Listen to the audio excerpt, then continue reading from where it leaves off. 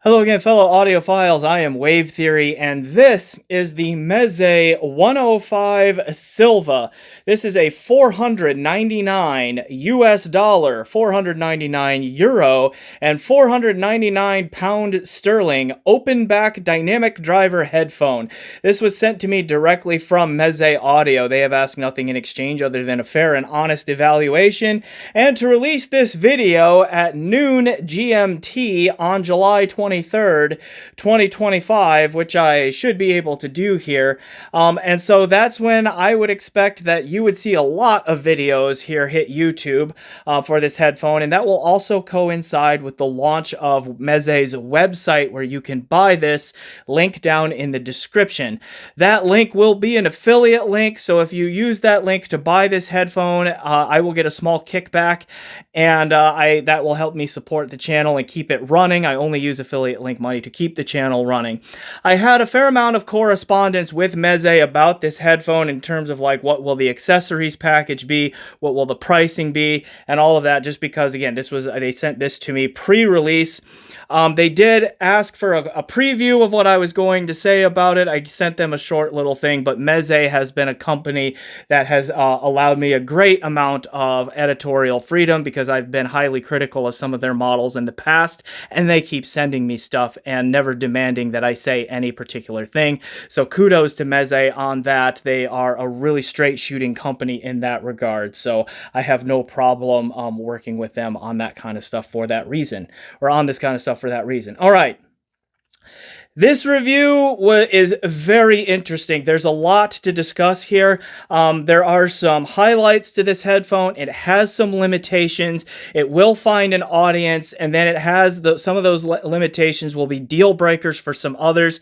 So this could get a little on the long side. I will timestamp all of this out, and then we will unpack all of that right on the other side of shameless self-promotion. Hi, it's me again, 14 months later and a whole foot taller.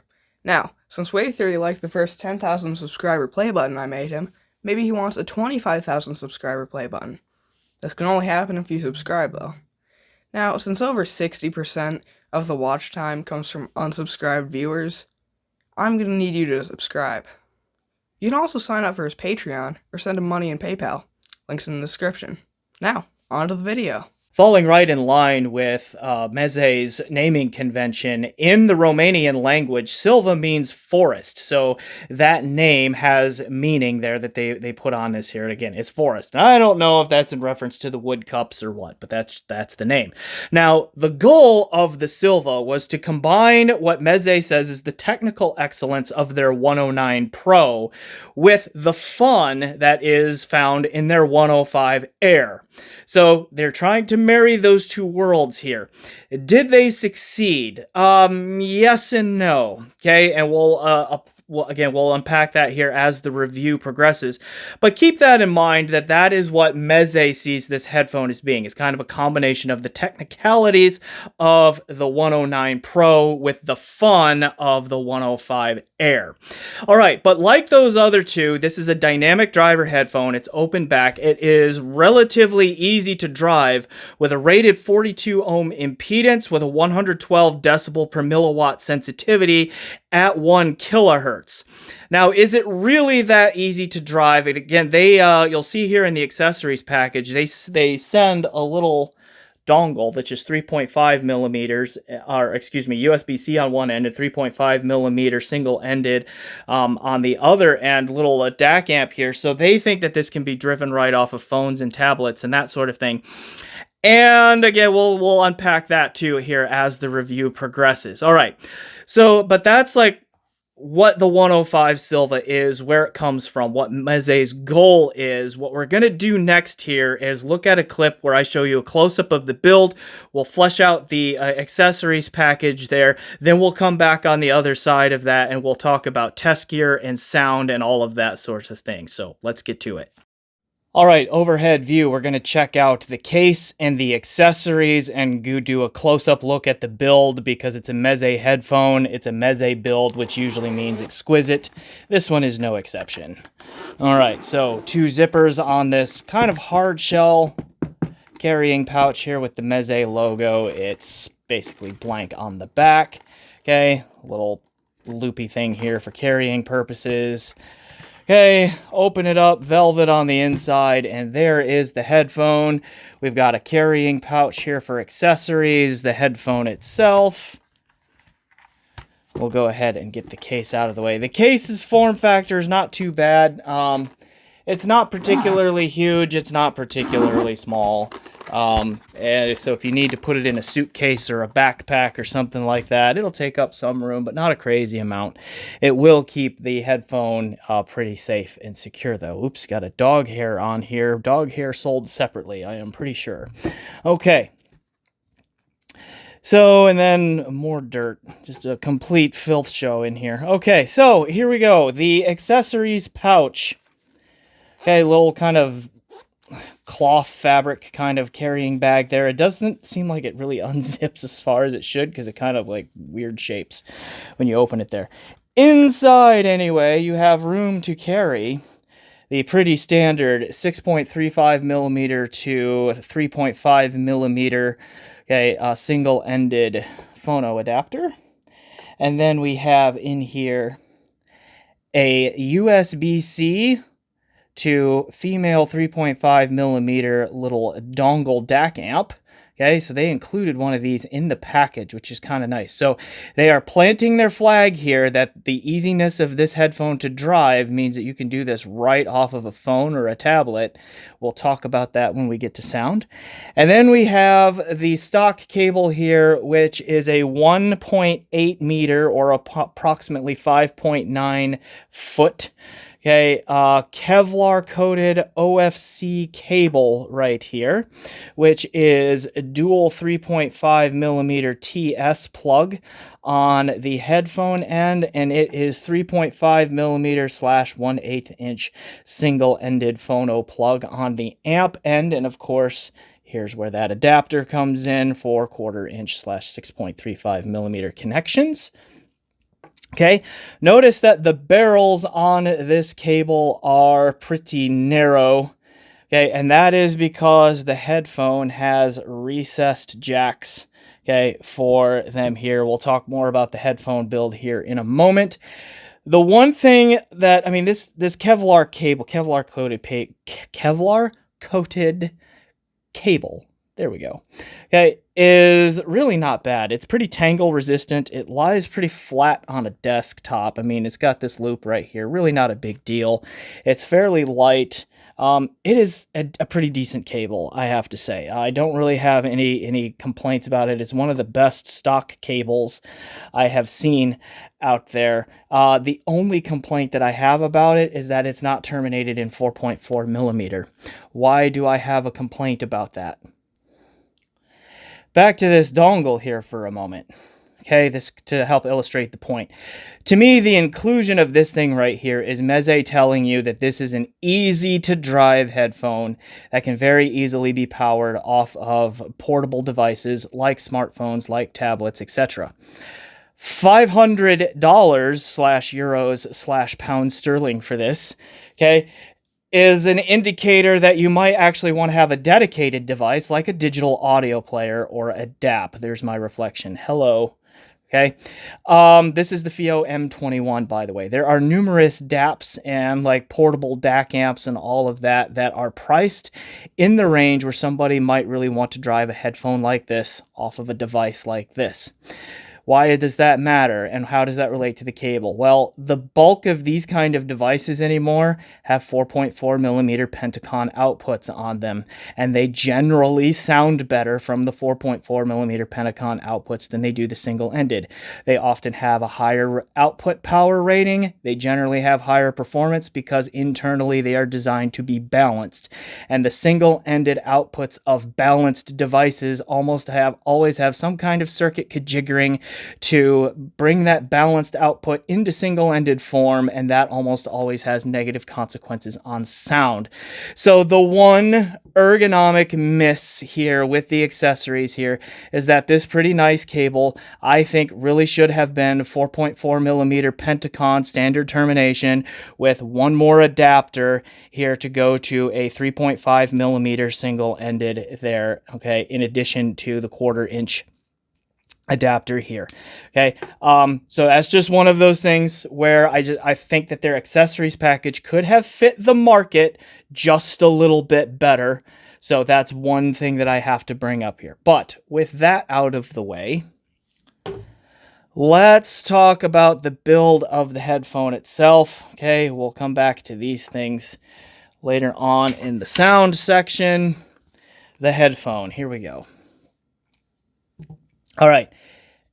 Yeah, it's a Meze, right? Like, not only can you tell by the aesthetic with the big like headphone or headband here right there that just kind of soars off of the head, but then like these accents right here and all of that, and just the quality of all of this, like just all the lines and all of these are just exquisite. Like it looks really well refined and engineered and built, and it feels great. Quality materials. Okay, good clamp force. I mean, we've got the elasticy kind of telescoping thing going on here for the head size adjustment. I don't know how long that will last, what the longevity of that design is, but other headphones have done it too. So we will learn that eventually. It's too early to say. But, I mean, again, just quality. We've got these kind of, what is this, Alcantara, okay, padding here, and they're nice and soft, and you can look down inside the cup there, and you see over the driver, again, dynamic driver. You've got a little bit of an acoustic filter going on there. I don't think it's quite AMTS, like they licensed AMTS from Dan Clark for the Lyric 2. I don't think that's what that is, but there's just a little bit of acoustic filtering going on there, in addition to like this dust protection here with that screen material on there. It is open back, right? So we've got this grill pattern here, and then just like kind of like another like level of cloth covering in there underneath that. But I mean, it is open back and so forth. But I mean, again, it just looks great. It feels great. The comfort is fantastic. Mezes are always very comfortable. The clamp force strikes an excellent balance of keeping it firmly on the head without it sliding around much, but then also like not ever feeling like it's too tight or anything like that. There's nice breathing of the ear pads, so I never got hot ears or anything like that. The pads are nice and soft, and there's generally a fair amount of room in there for even somewhat large-ish ears. But even if your ears do get pushed on by these pads a little bit, they're soft enough where I doubt for very many that that's going to be an issue. Okay, I do want to mention the recessed cable entry here. You get 3.5 millimeter jacks, okay, for the cable entry, but you do need a somewhat thin barrel, okay, to get an aftermarket cable in there. And you may end up buying aftermarket cables, again, not because the stock cable is bad, but because there's no included balanced cable, and I've already explained why that may matter. So when I needed to plug this headphone into the balanced output of an amplifier, I went and grabbed my standard issue audiophile Ninja cable right here. These are like I forget exactly what the price is. I'll put it up on the screen, but this is just the standard issue basic audiophile Ninja cable. I have the 4.4 millimeter XLR on the amp end, and then of course the dual 3.5 millimeter TS on the headphone end. And these barrels here fit the recessed jacks on the 105 Silva just fine. And then if I needed a 4.4 millimeter connection, I just used a basic 4-pin XLR to 4.4 millimeter Pentacon adapter. I got this off of Amazon Yakamu or something like that brand. I can put a link down in the description for that as well. Okay, again, if I needed a 4.4 millimeter output.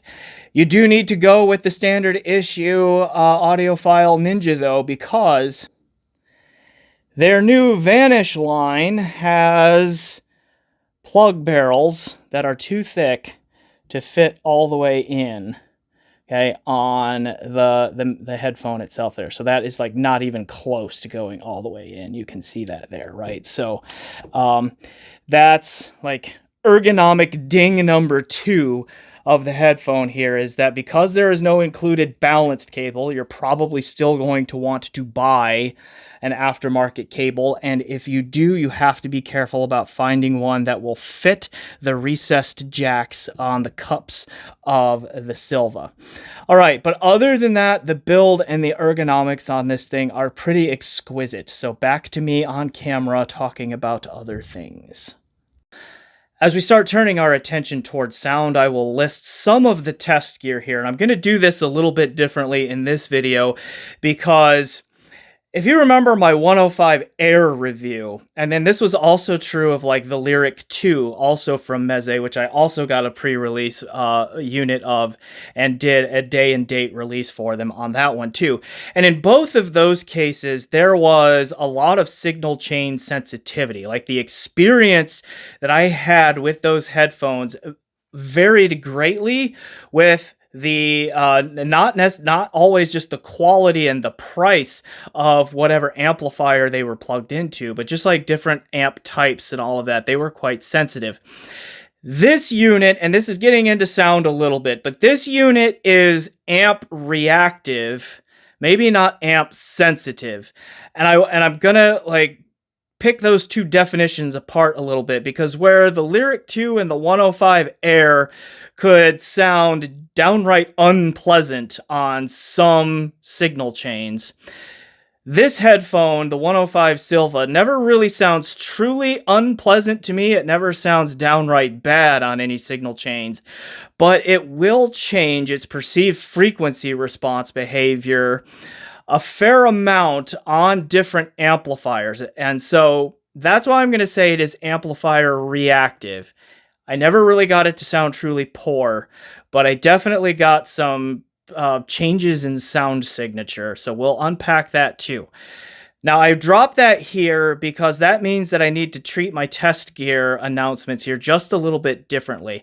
So what I'm going to do is I'm going to talk about the test gear that had in common, and then as the review unfolds and as we talk more about sound, I will talk about specific pairings, okay, with amps and DACs and all that, and how this headphone responded to those as we go through the review. That's going to increase the amount of time that we sit here. So get a drink, get comfortable. Okay, just the nature of the beast here. Okay. Digital music listener. So all of the music that I would have listened to would have originated as either a lossless or high-res FLAC file or a DSD file played locally, or in the case of FLAC files, streamed through Qobuz, or from Qobuz, I should say. I used a fair number of different types of devices. Like I used some digital audio players, like I showed you that Fiio M21 as one example.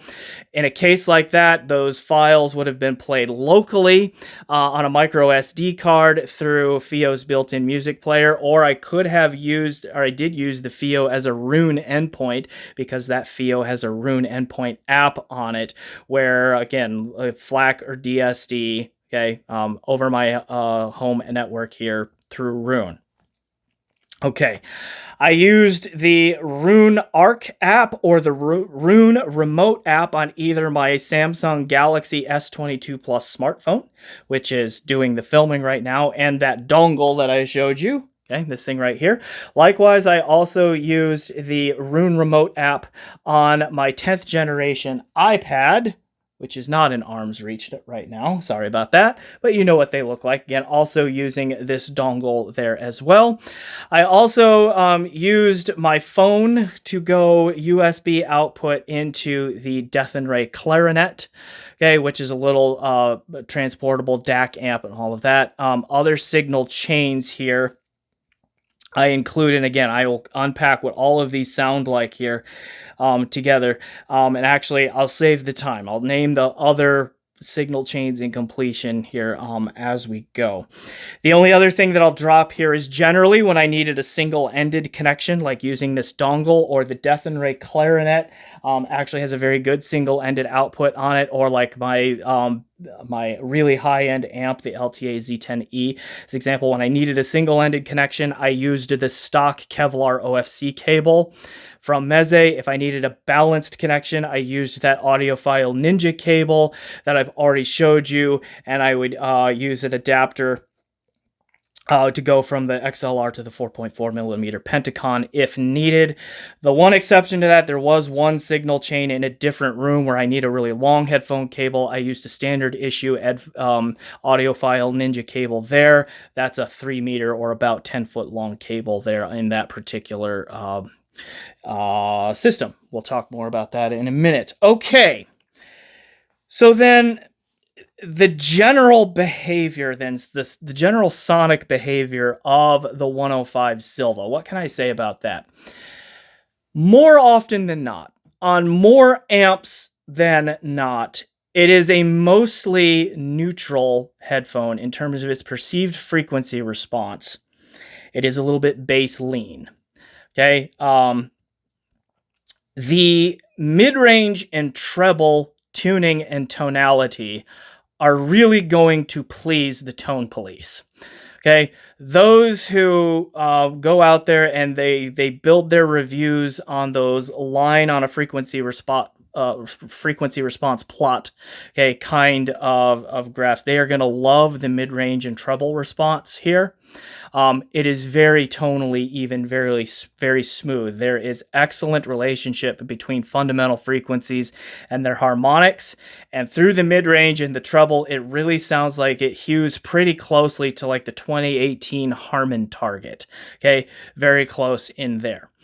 The bass is a little bit lean. Okay, it doesn't extend particularly great, and it also, like that I mentioned that Harman 2018 target, which has a bit of an elevated bass shelf in the really deep bass. This does not come close to that. It's got some roll off, and it has just kind of okay presence and rumble down in the deep low end. So that's one area where you're going to hear the tone police have a complaint, is that the bass does get a little bit lean. Okay. But as I said, it is worth repeating here that the tuning on the mid-range and the treble here is fantastic. That is done as well as any headphone near this price, and is done better than many headphones that are far more expensive. Again, just in terms of the perceived frequency response through the mid-range and the treble, the tonality and the timbre through those two bulk regions of the frequencies, the audible frequency spectrum, are excellent. Okay, that is a true strength of this headphone. The bass that is here sounds reasonably good in terms of its tone. It has decent pitch definition, and so it doesn't sound one-notey or anything like that. It just it's got good pitch definition and articulation to it. There's not a whole lot of slam, and there's not a ton of impact, and that was true regardless of what signal chain that I use. It's just not a particularly physical headphone in terms of the way that it presents the low end or really any of the frequency spectrum. Like it's not an overly dynamic headphone.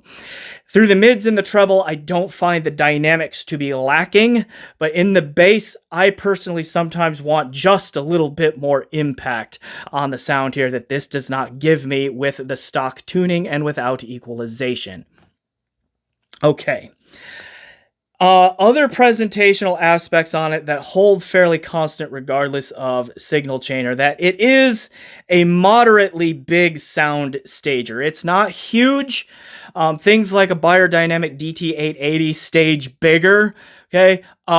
But nor is it tiny. Like, it's got a much bigger sound stage than a Sennheiser HD600 series headphone, at least the 600 and the 650, okay, or anything of that nature. So it's on the bigger side, but not quite as huge as you can get for this price, but definitely not intimate. Imaging and separation. Imaging is rather strong, is a good sense, particularly laterally, of where sounds are and the left to right, and with left to right coherence and all of that. The separation is getting just kind of okay. I have heard like a more holographic spatial presentation for this price and for dynamic driver headphones out there. So on that front, it is just okay. But it's not inappropriate for the price either. The other nice thing about the presentation here, before you get to the limitations, which we'll talk about here, is that there is a very like refined and mature quality to the sound here, and it's quite smooth. Almost always quite pleasant. Again, when it's not pushed past its limitations, which we're going to get to, okay? But it's got a pleasant and like inoffensive sound to it, which to me is not an insult or pejorative in any way. Some people think that phrase is. I don't think so. I mean, you don't want your music to be harsh and unenjoyable. You do want it to be a pleasant experience when you listen to it more often than not, right? And so that's really what the tuning is going here. Now, did they hit that technical ability of the 109 Pro and cross with the fun of the 105 Air? I don't think it's as fun as the 105 Air can be when the 105 Air is happy with the amplifier it is plugged into. I had more fun listening to the 105 Air. I was more enthralled. I was more engaged when I listened to the 105 Air when it was on an amp that it was happy with. The problem is you're kind of flipping a coin as to whatever amp you plug the 105 Air in as to whether or not it's going to be happy. All right, the 109 Pro I heard quite a while ago, and the thing that I remember most about it, it was very bright, particularly with the stock cable. You could help that a little bit with an aftermarket cable, but it had the same recessed jacks in the cups, and so that limited the choices that you had for headphones that would fit. But even then, it was on the brighter side, and so I personally don't remember being bowled over by the technical capability of the 109 Pro. So does this have the technicals that the 109 Pro does? It very well could. I'm unconvinced that that is a particularly high standard. Okay, but in terms of listening to this headphone on its own, like I said, generally speaking, when not pushed past its limitations or up against its limitations, it has a pleasing and inoffensive sound with some of the best mid-range and treble tuning that you are going to find at this price, and frankly, for headphones that get far more expensive. It is bass lean though. Right? There's just some are going to find the bass to be a little bit lacking. You're going to try to EQ it up and you're going to take your chances with the limitations that I'm about to describe, which I think it's probably time to get to those. All right, so what are those limitations? Let me kind of just outline them and then we'll go into detail on them. All right.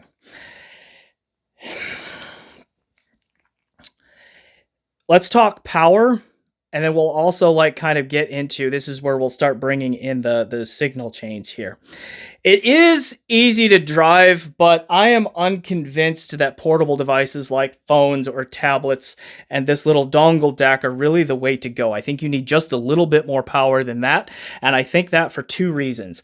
On my phone, which again is a Galaxy S22 Plus, the bass gets even leaner than it already is on this headphone, and it really struggles in the low-end department. And then the mid-range, which, again, when this headphone is comfortable, the mid-range is very smooth, very refined, has excellent tonality to it. Okay, but it gets glaring and harsh and fatiguing when it's powered off of my phone. The other thing that I noticed is to push the volume up to my normal critical listening levels, which are in the 72 to 75 decibel average range. I basically had to be one click from the maximum volume on my phone, okay, on its output level, just the Android system volume, right? And even that was just a little bit too quiet, but then I click up to max and now it's too loud, right? It got a little uncomfortably loud and definitely pushed that mid-range glare forward there because I think the phone was also struggling there and this headphone was picking up on that as well. Okay, so I'm unconvinced that my, what was a flagship Android headphone back in the year 2022, and I'm probably going to be replacing it here in the not distant future, okay, does struggle to drive this a little bit. Okay, my 10th generation iPad is a little bit better. The bass was more full and fleshed out and had a little bit more authority and rumble to it on the iPad than it did on the phone. Now, iPads can have a little bit higher power output because they have a little bit higher, or they've got larger batteries in them and all of that. And plus, I think Apple devices generally do a little bit better with their audio built in than a lot of Android devices do. Okay, but that mid-range was still a little bit forward and glaring. Not as bad as it was on the Android phone, okay, but it was still there and did limit the time that I was able to enjoy this headphone there. And it still had the issue of, like, I was pushing the volume basically all the way up and maxing it out, even on the iPad, to get to that 72 to 75 decibel average listening level there. So, do you get sound from this little dongle here? Yes. Would that be my recommendation for driving the Meze 105 SILVA long term? No. Okay, I think you're going to want a little bit more than that. All right, that also is a lead in to, like, one of the limitations of the 105 SILVA here generally is when it is either underpowered or overwhelmed, which we're going to talk a little bit more about here shortly. That upper mid-range, which again normally has an excellent and very natural and well-balanced tonality to it, comes forward. It gets glaring, it gets harsh, it gets very quickly fatiguing. Okay. Also, this headphone cannot handle really powerful, deep sub-bass. We're going to talk more about that too. Okay. All right. But moving up from the phone and the tablet and the dongle, I tried the Dethonray Clarinet, okay, little DAC amp, and then I already showed you here, I have the Fiio M21 DAP in for review. Tried both of those. With most music, you are now into a range where those two devices had sufficient power, at least from the Fio's balanced 4.4 millimeter Pentacon output, which is why I made that note earlier. You have sufficient power with those two devices that the mid-range tonality and all of that is happy. It's where it should be for most music on here, or at least a lot of common music, I should say. And there's nothing really wrong with the sound. Like this thing is happy, and it has a mostly neutral, again, slightly bass lean kind of signature to it.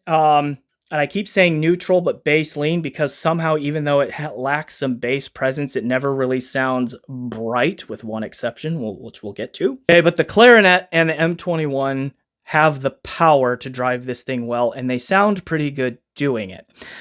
You will get into the limitations of the bass here on those devices, and then you can also still overwhelm this headphone.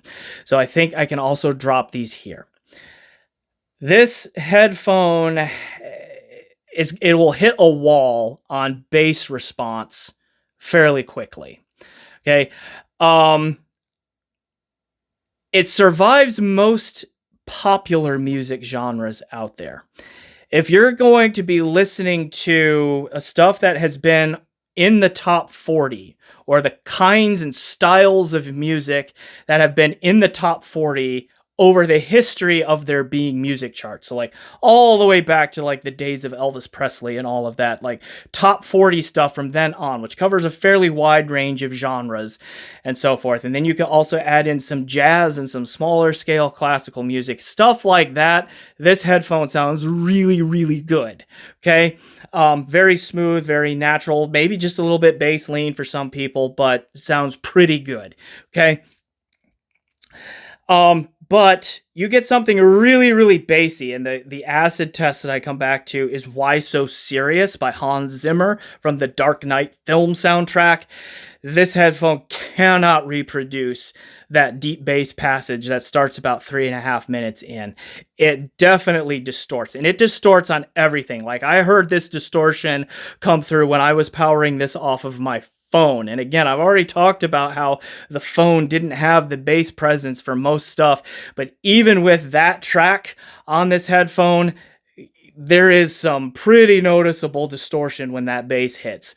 Okay, and that distortion carried through on the iPad, it carried through on the Clarinet, the M21, and all of the desktop amps that I'm going to name here shortly. It's just there, and I was actually able to record it. So I'm going to play you a clip right here where I play that Why So Serious, about 9 seconds, because I don't want YouTube to block me, so hopefully they don't. Okay, about 9 seconds of that bass in Why So Serious, just straight from the FLAC file. Okay, not through a microphone. And then I held this up to a microphone. I have a picture of it. Put a mic up here, held the cup right up to it, played that same clip there on both the Fiio FT1. Okay, the Fiio FT1 and this headphone, so that you can compare the two. So let's go ahead and listen to that real quick, and then we'll come back.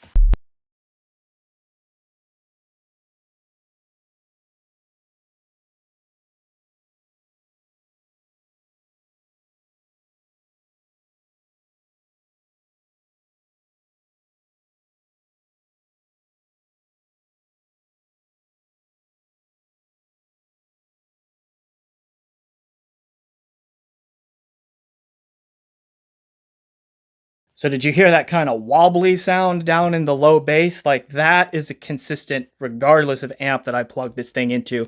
It can't handle it. Okay, the track Loneliest by Incubus is about the limit without EQ that I found with this headphone. I did use the Shit Gungnir 2 with the fork beard interface to do a roughly 3.5 decibel boost at 40 hertz, and then tried this here. Didn't even try Why So Serious at this point. At that point, I didn't want to damage the drivers on this thing, and I backed the overall volume output down by about 7 dB, and then of course boosted the bass there at about 3.5 dB. Used about a half Q or a 0.5 Q factor in there, so that it was kind of bass shelf like.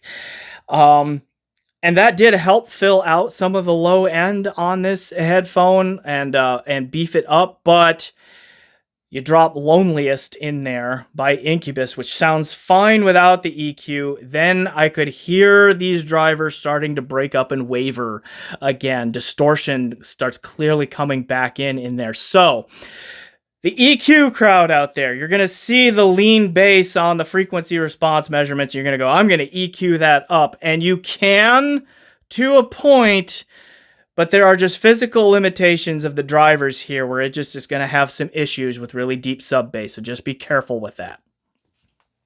Okay.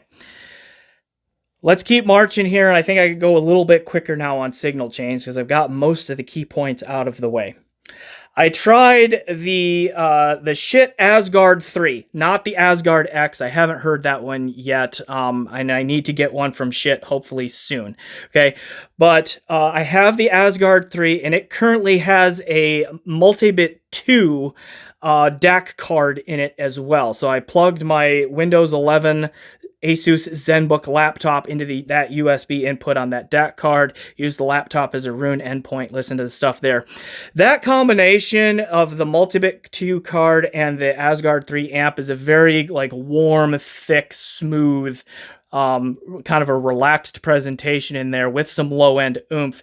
And that really came through here. Like, that combination there was the warmest that I heard the SILVA get. Okay, so that's what I talk about, some of the changes in perceived frequency response there. Reasonably good detail and holography, and probably some of the better bass impact I was getting. But again, very warm, smooth, very kind of thick sounding too, like kind of stereotypically tube-like. There, that really came through. I then switched to the Shit Mimir and Midgard stack. I'm working on a review for the Mimir. And I plugged this into, using that audiophile Ninja cable, into the Halo output of the Midgard, and that was the brightest that I heard this headphone get. So I like that, like, not only did the bass leanness come out, it was like, it tilted the overall signature of this kind of counterclockwise, meaning that it was like almost injected a treble shelf in it perceptively. So that was bright. Still sounded reasonably good, The treble was never really sibilant or anything, because again, the tonality of the treble on this headphone is excellent. Okay, but again, it just overall tilted the whole thing bright. I got fairly neutral presentations when I went to the Fiio S15 streamer DAC, which is also in for review, working on a review for that, into the Lake People G111 Mark II headphone, and that's set up in my living room in my home theater system because the S15 does video sound integration more smoothly than a lot of pieces, and so if I need to use headphones when I watch a show or a movie, that's how I've been doing it lately. But that also is where I had to use the 10-foot long audiophile ninja cord in there. That combination, again, neutral, maybe just a little bit more warmth. Like I remember thinking this also sounds warmer. So that was probably like the next warmest combination of gear that I heard here after the Asgard 3 and Multibit 2 card. Okay. Again, good resolution, as dynamic as this headphone gets. It got to off of that G111 Mark II headphone. Still not overly dynamic, but a little bit more so than some other amps in there. So that combination was decent as well. Then here on the desktop, I mean, I have in like 3 mid-fi DACs, so I kind of have been switching between the live micro DAC with its stock power supply, the Shit Bifrost 264, and the Topping Centaurus, which is also in for review. How many times have I said also in for review right now? I got a lot of stuff. Okay, and all of that was being routed through a Vioelectric HPA V281 amplifier. And the DACs changed the perception of warmth a little bit. That V281 amp is a warmer, punchier amp, and that comes through a little bit on there too. But I mean, overall, that sounded pretty good. Still more neutral than not, though.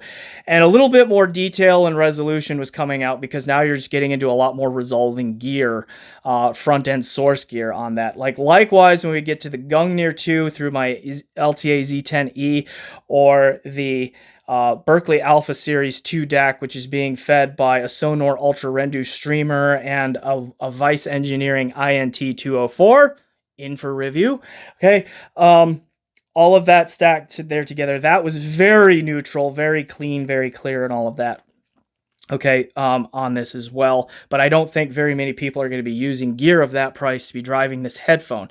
But that's where I say, like, the most common perceived sound signature through all those different signal chains was mostly neutral. You can get it to lean a little bit bright with some gear. You can get it to lean a little bit warm with some gear. But mostly neutral. Even though it's bass lean, it still comes across as mostly neutral to me, but to my ear. Okay. Quick comparisons here. Before we go, I mentioned the Fiio FT1. I did some comparisons with this here. This headphone is a more mature, it's a smoother and more refined sound with more natural mid-range and treble tuning than the FT1 has. It's a little bit bigger soundstage than the FT1, probably in part because the FT1 is closed back. What the FT1 does really over and above this one is the bass, though. It has much more present and impactful bass on it. You heard it distort a little bit, but not as bad and in a little bit different way in that Why So Serious passage, but it just generally handles sub bass, really deep bass better than this headphone does. I do find the FT1 to be more fatiguing, but it's also not as genre limited, right? And that is one point that I need to come back to here because, like, you can overwhelm the drivers on this, not just with the sub bass, but also with busyness.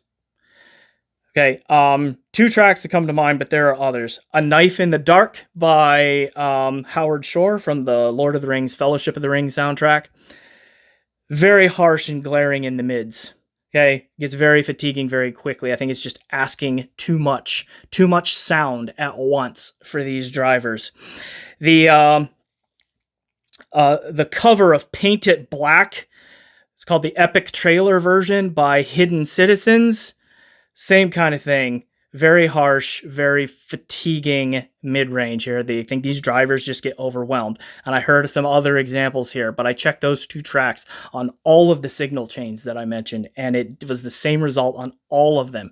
This is over and above what often happens with the recording, because those 2 tracks that I just mentioned sound nice and smooth on other gear. Okay, on other reference gear that I have. I don't think it's a problem with the tracks. I tried tracks that I know are a little bit sharp and fatiguing in the upper mids. Those would be like Smells Like Teen Spirit by Nirvana and Creep by Radiohead. Those are just a little bit forward and aggressive in the upper mids. On just about every system, they get a little bit fatiguing if you get up into that 75 decibel average range, which is unfortunate because I really love those songs and that music, okay? But this headphone was fine with those. It was fine with Smells Like Teen Spirit. Like, I could tell that there was harshness in the recording, but I could tell it was just part of the recording. But I go to that Paint It Black cover by Hidden Citizens, and I go to that Knife in the Dark, or 1812 Overture by Eric Kunzel and the Cincinnati Pops, or Duel of the Fates by John Williams, just as examples. And it just, harshness, glare, and fatigue comes out in that upper mid-range there pretty quickly and pretty aggressively, unfortunately. So that's why, I mean, you can overwhelm the drivers on this thing and just ask too much of it, either in the really deep bass or just by giving it too much information. It just doesn't seem to be able to keep up with that. Okay. So then we already compared a little bit with the FT1, the 2 German legends, other, dynamic driver headphones in there that are open back. Mastrop Sennheiser HD6XX, Beyer Dynamic DT880. Okay, the 105 Silva, bigger soundstage than the 6XX. That's not surprising, right? A little bit more accurate imaging and separation. They are very close to each other in mid-range tone and timbre, although the 6XX is a little bit warmer in its tone and timbre. It's also more impactful and present in the bass than the 105 is, but the 105 Silva has more treble presence and better treble presentation, a more natural treble presentation than the 6XX does.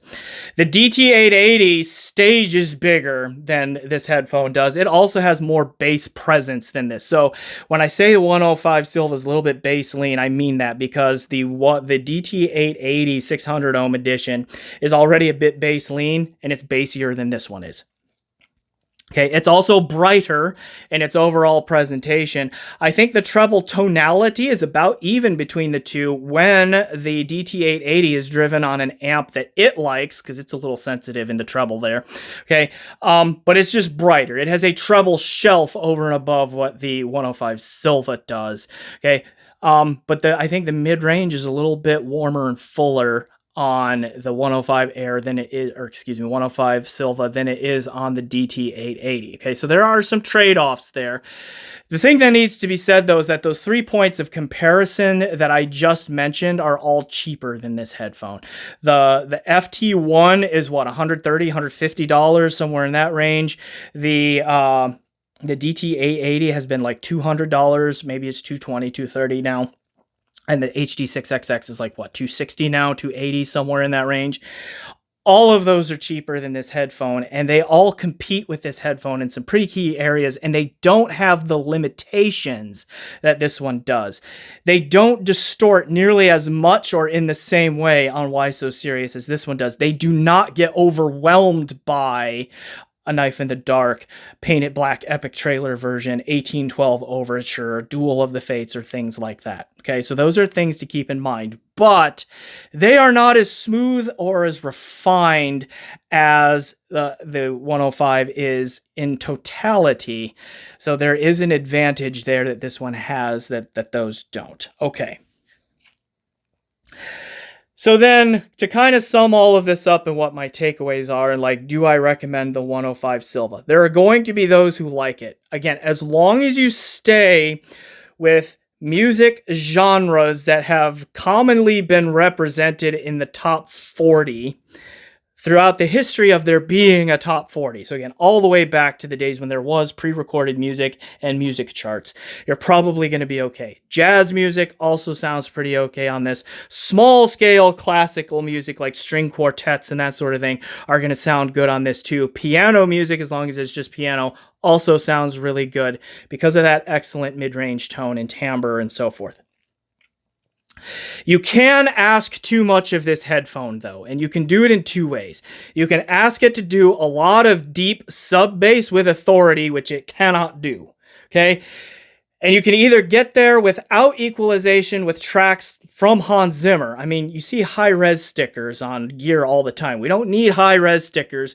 We need Hans Zimmer certified stickers, and this would not get one, okay? So that's one limitation here that you got to be mindful of, is there is music out there with that even without EQ will overwhelm the bass response of this headphone. Okay, likewise, if music gets really, really busy, you can overwhelm this headphone, particularly through the upper mid-range where it gets very fatiguing, glaring, sharp, and all of that there through that range and becomes unpleasant there. All right. You stay outside of those limitations, though. You stay within the boundaries that it can work with. And I should also mention with that bass, you can also EQ yourself right back into bass trouble. I wouldn't go much more than a 3 dB bass boost on this, even though you're probably going to want to go more to hit that Harman target if that's what you're after. Okay. As long as you're staying within its limitations, though, this headphone has very, very good mid and treble tonality. It is a little bit bass lean, but generally I did not find it to be distractingly bass lean from most of those music genres that we were just talking about there. Okay. It does need just a little bit of power. Even though it includes the dongle, phones and tablets are probably just not going to get the job done. You're going to want a good quality DAP or like a mobile DAC amp, or most desktop gear is going to be fine. This thing is not necessarily signal chain sensitive, but it can be signal chain reactive. It can definitely change where it is on the warm, bright spectrum, okay, depending on what you plug it into. So that's something to keep in mind as well. So if those limitations are okay with you, then this headphone at $500 with its excellent comfort and build quality is something to consider. But if you're a person who likes to explore music and you don't want to be limited by headphones and all of that, then you might want to look elsewhere, because it has a wheelhouse that is very clearly defined and you can very definitely get outside of it. All right. So that's going to be my review of the Meze 105 SILVA. How long have we been here? I don't know. Probably a while. And I need some water. But I'm Wave Theory. Thanks for watching this review. Please remember to like, subscribe, comment, check out my PayPal, my Patreon, and generally do those things you do to support YouTube channels. And as always, enjoy the music.